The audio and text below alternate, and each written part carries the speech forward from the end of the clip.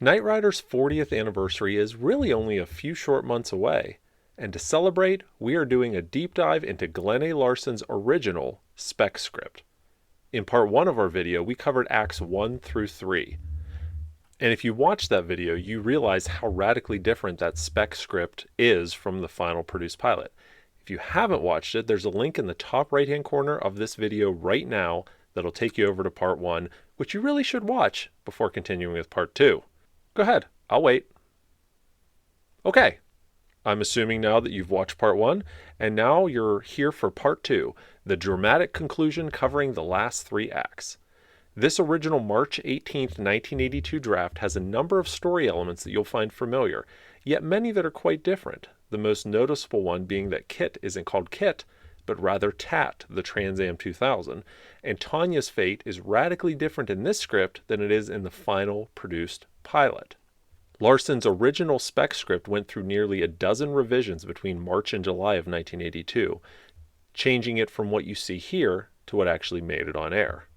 We left off with Tanya snuggling up to Caltron President William Benjamin, so now let's see how this original story ends.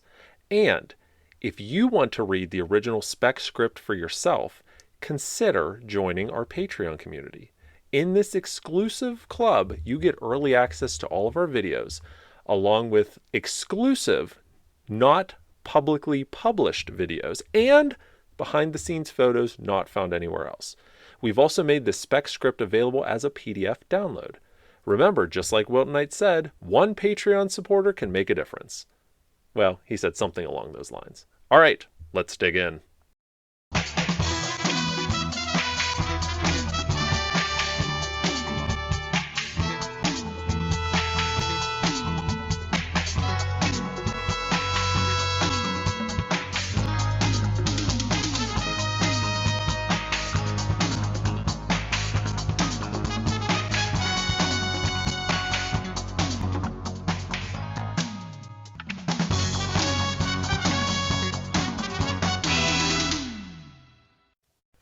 Act 4 opens with Michael confronting Maggie outside the House of the Rising Sun, which this script calls a disco.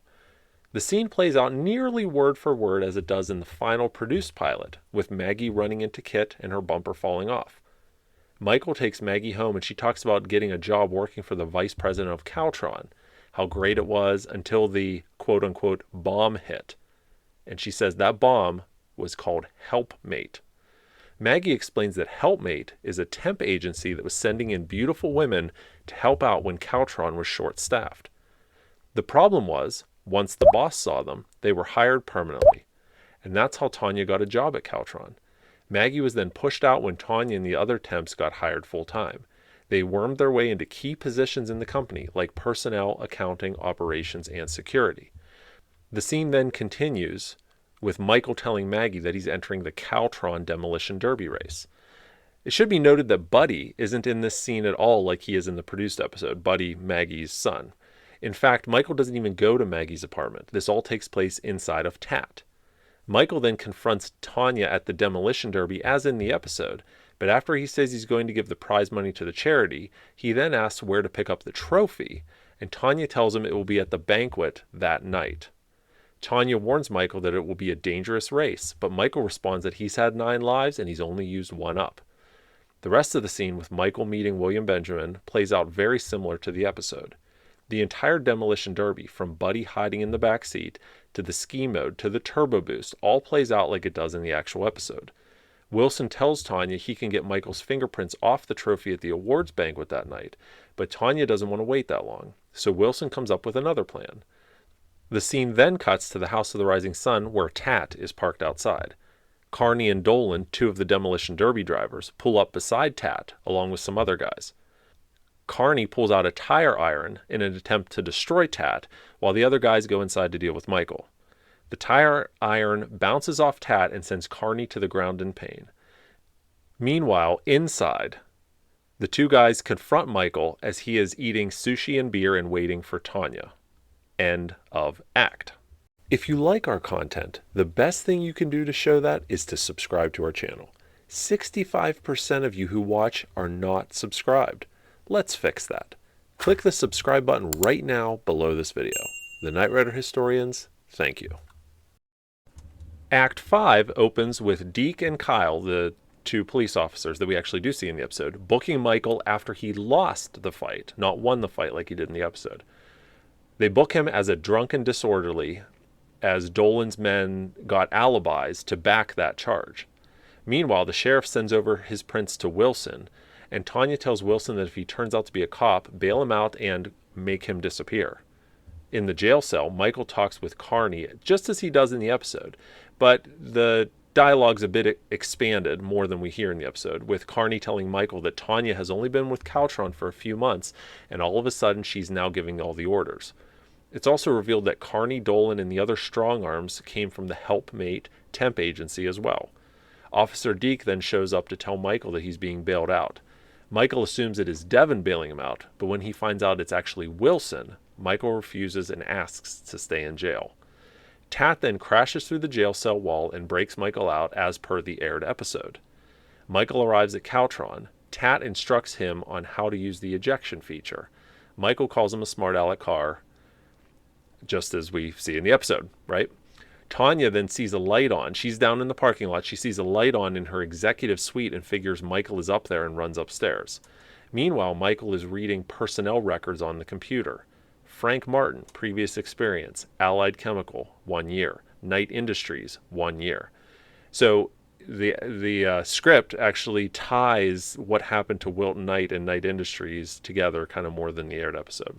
Michael realizes that pretty much everyone in Caltron has been replaced with Tanya's people. Michael then picks up Tanya's gun and confronts her and says the famous line, "It's not a starry night in Nevada, but it'll hurt just as much," just like we hear in the episode. Tanya then realizes it's Michael Long, and then cut to commercial. End of act. Act 6, the final act in this Spec script. Tanya pleads with Michael to not kill her, saying she has all the money from Allied Chemical and Knight Industries safely put away and will gladly share it with him. She then professes her love for him and says she had no choice but to shoot him. Sims sneaks up from behind and they have a shootout. Now, if you remember, Sims is played by Lance Legault in the actual episode. Michael leaves with the evidence and doesn't realize he's been shot in his side until going down the staircase to exit the building. Michael steals Baker's guard's uniform, just like in the episode, attempts to fool the guard watching over Tat. Tat then self-activates, the guard pleads for his life, I have a sick mother at home, all that stuff, just like we see in the episode. So Michael gets in Tat, they get away. Tat checks Michael's vitals and calls Devin, who is en route to Millston in the Knight 2000 jet. Michael tells Devin that the same people behind the Knight Industries scam and the Allied Chemical scam are behind the Caltron job. Michael is trying to maintain consciousness, and Devin asks Tat if he is all right. Tat responds that he's conscious and still insists on driving himself. Michael then goes off on a rant, not wanting to have anything to do with a car that can just take off on its own and all this stuff. Devin then tells Tat to keep Michael alert by telling him about his sensory function. Tat explains that his microphone processor is in tune with implant sensors in Michael's body, which monitor respiration and brain waves, so if Michael is in trouble, Tat knows. Michael also has a homing signal implanted in him so Tat can find him at all times. Michael says when this is all over, he's having all the implants removed. At that moment, the Caltron semi blocks the road. Michael then decides to ram it, but instead of using the turbo boost, as we see in the episode, a conveniently placed dip in the road causes the car to go airborne and crash through the truck. Michael then continues on to the awards banquet. Meanwhile, at the banquet, Maggie and Buddy are wondering what happened to Michael. William Benjamin keeps stalling the audience and finally asks Tanya where the winning driver is.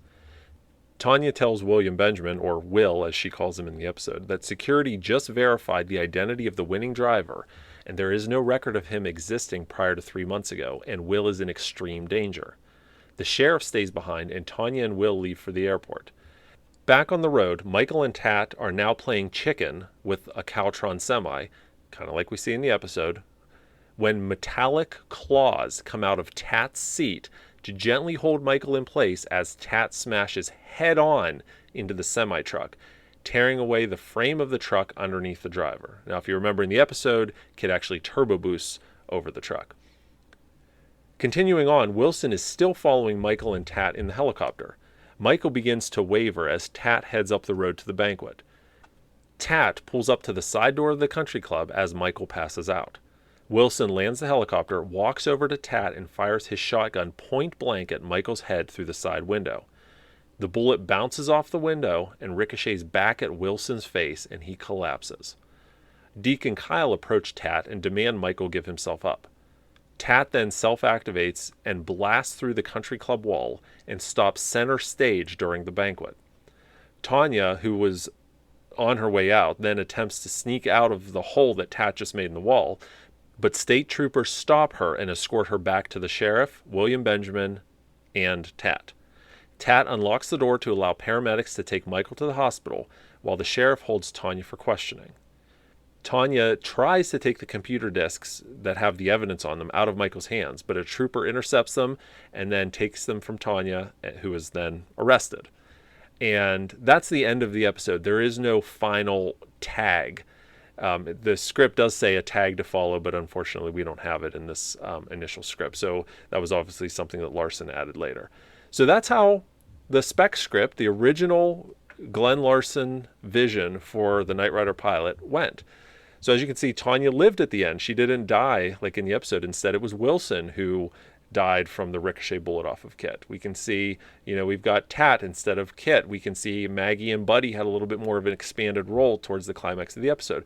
Lots of little things that were different, but it would have been really cool, of course, to see this version of the pilot. But, the version we got was pretty spectacular in and of itself.